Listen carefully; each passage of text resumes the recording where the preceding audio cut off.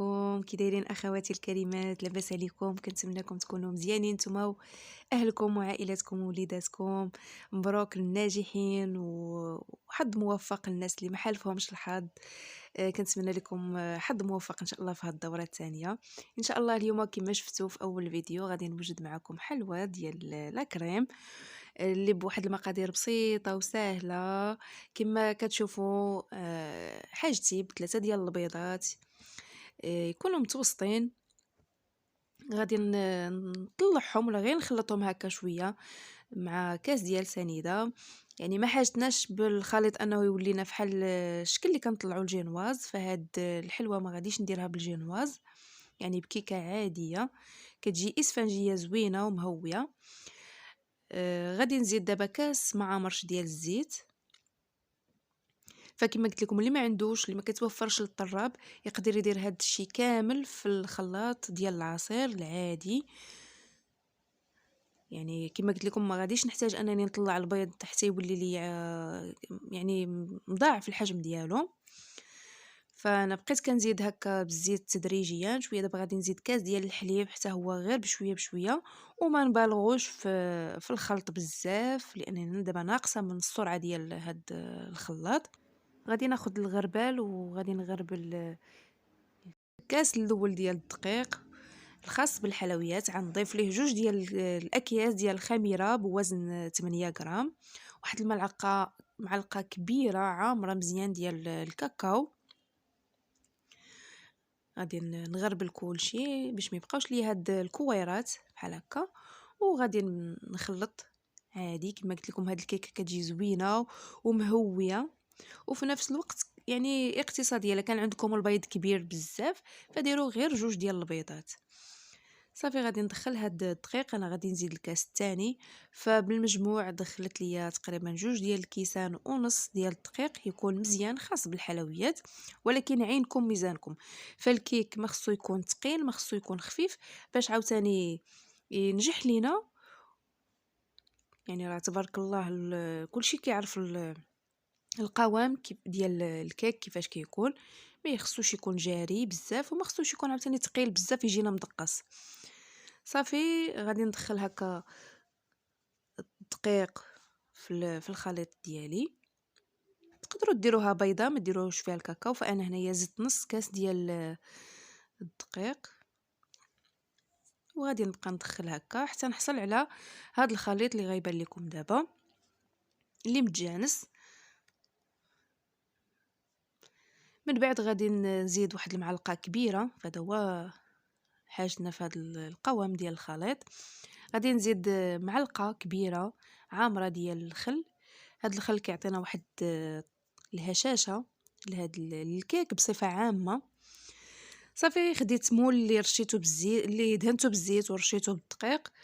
القطر ديالو 26 سنتيمتر. كتجي كيكه فيها يعني هي هذيك نقدروا نقسموها على 3، نقدروا نقسموها على 2. انا نقسمها غير على 2. تقدروا ديروه صغير الا بغيتوا انكم تحصلوا على طبقات بزاف. غادي ندخلها الفران بارد ونولي معكم نكملوا الوصفه. غادي ندوزو دابا نطلعوا الكريمه. فانا استخدمت هذه المره غير الكريمه ديال الكرتونه موس الشوكولا. هذه كتجي زوينه صراحه وبنينه. كما كتشوفوا في الاول راه عندي كاس عامر ديال الحليب اللي درتو تقريبا في الفريغو حتى ولا ليا بحال غيولي يتلج. يعني ماشي غير بارد مزيان، راه يعني بحال بدا يولي ليا تلج. هو اللي غادي نبدا نطلع به دابا الكريمه ديالي. كما كتشوفوا هي كتجي زوينه. انا ما غاديش نخلي هاد الكريمه غير هكا بوحدها، غادي نضيف لها واحد الاضافه اللي كتعطي واحد المذاق زوين صراحه. هذه الكيكه ديالي من بعد ما طابت قسمتها على جوج كما كيبان لكم راه كتجي اسفنجيه وزوينه زوينه صراحه. غير جربوها.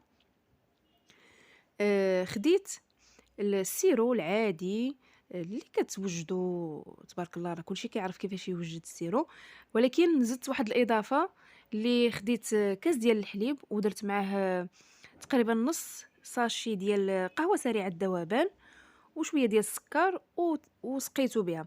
فالاضافه اللي قلت لكم غادي نزيد لهاد الكريمه هي هاد البسكوي شبيه أوريو، هذا البسكويت المغربي، ولكن كيعطي واحد المذاق رائع صراحةً، غير جربوه، كيعطي واحد المذاق زوين بزاف. دابا غادي درت الكيكة ديالي في المول باش نحافظ على الشكل ديالها، وغادي ندير غادي نوزّع هاد الكريمة كاملة في هاد فوق هاد الكيك. صراحةً أنا غادي نديرها كاملة هنايا، حيت عندي واحد شوية ديال الكريم شونتيي كانت بقات ليا، كنت دايراها في المجمد. إلا ما عندكمش يعني غتخليو واحد شوية من هذا هو اللي غادي تمسحوا به الوجه ديال الكيكة من الفوق. غادي نسقيها حتى هي، فأنا قلت لك كما شفتوا أنني سقيتها بجوج ديال الأنواع ديال السيرو، يعني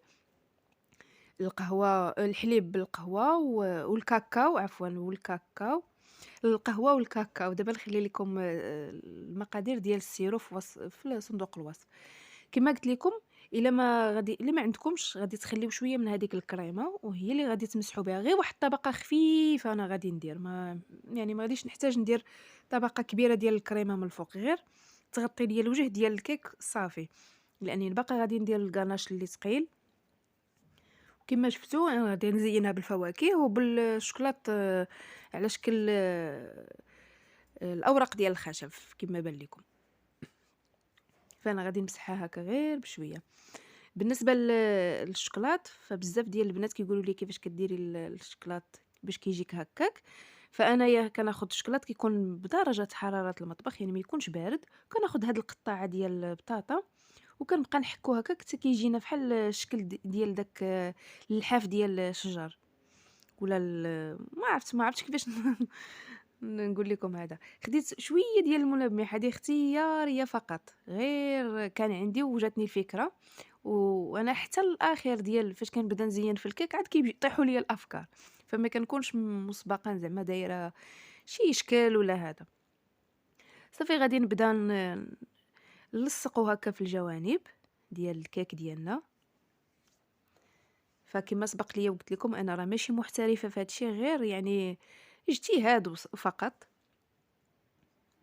فكنتمنى الشكل ديالها يعجبكم. صافي غادي نبقى هكا كنلصق في الشوكولات. صراحه بهذه الطريقه كيجي زوين احسن من اننا نحكوه في الحكاكه، فكيجي زوين هكا. صافي دابا غادي كما قلت لكم التزيين راه كيبقى اختياري. انا راه غير كان باقي عندي واحد شويه ديال الكريم شونتيي في المجمد، فهي اللي باش درت هاد التزيين هذا. انا على الاساس انني غادي نديرها كامله بالفواكه، ولكن كما قلت لكم حتى لاخر لحظه عاد كيبداو يطيحوا في الافكار، فصافي كنبدا نطبقهم. بالنسبه لهاد الكريمه ولا هاد الكاناش اللي كندير دابا من الفوق، راه فايت سبق لي درته معكم. يعني كناخذ الحليب تقريبا، خديت كاس ونص، درت معاه واحد المعلقه كبيره ديال النشا، جوج معلقه ديال السكر على حسب الحلاوه، ومعلقه ديال الكاكاو، وواحد الطريف ديال الشوكولات. خليتهم كاملين فوق البوطه حتى اختاروا، كيعطينا هاد الشكل هذا. فغادي نزينها بشويه ديال الفريز وشويه ديال الكيوي. فكما قلت لكم التزيين كيبقى اختياري، اللي عندكم ديروه واللي متوفر لكم. صافي والجهه الاخرى غادي نحط فيها هاد الشوكولات اللي كنا درنا على هاد الشكل هذا، كيجي حتى هو زوين. داك الملمع صراحه عطاها المنظر زوين، مع ان الاضاءه ما كتبينهاش في الكاميرا، ولكن راه كتعطي واحد المنظر زوين. هذاك الملمع كيبقى اختياري فقط. وهذا هو الشكل ديال الحلوه ديالنا، اللي صراحه راها بسيطه ما فيهاش شي مقادير بزاف. انا كان عندي الكيوي والفريز، يعني دابا الوقت ديالو، فصافي جاتني هاد الفكره انني نزينها بهذه الطريقه. وهاد الشكلاط كيجي رائع صراحه، جات رائعه رائعه. واخا نشكرها لكم، جات زوينه. كنتمنى تعجبكم والوصفه ديال اليوم، تخليو لي تعليقات زوينه واش عجبتكم ولا ما عجباتكمش. تاني مره كنقول للناس المتفوقين واللي نجحوا في هاد الدوره مبروك عليكم، زيدوا اجتهدوا. والناس اللي ما حالفهمش الحظ يزيدوا يجتهدوا، راه باقا فرصه تانية عندهم. بالتوفيق للجميع ان شاء الله. هذا هو الشكل ديالها من الداخل، صراحه كتجي زوينه. غير جربوا داك السيرو اللي بالحليب وبقهوة سريعة الذوبان وبالكاكاو، كتعطيها واحد المذاق زوين، والكريمة حتى هي ضيفوا لها داك البسكوي، كتجي زوينة ومعلكة صراحةً، مسقية مزيان ولذيذة. فكنتمنى الفيديو ديال اليوم ينال إعجابكم. كنقول للناس اللي انضموا للقناة مرحبا بكم. كنتمنى نكون خفيفة عليكم وأنني كنفيدكم شوية. إلى اللقاء في فيديو آخر إن شاء الله. أستودعكم الله الذي لا تضيع ودائعه. السلام عليكم ورحمة الله وبركاته.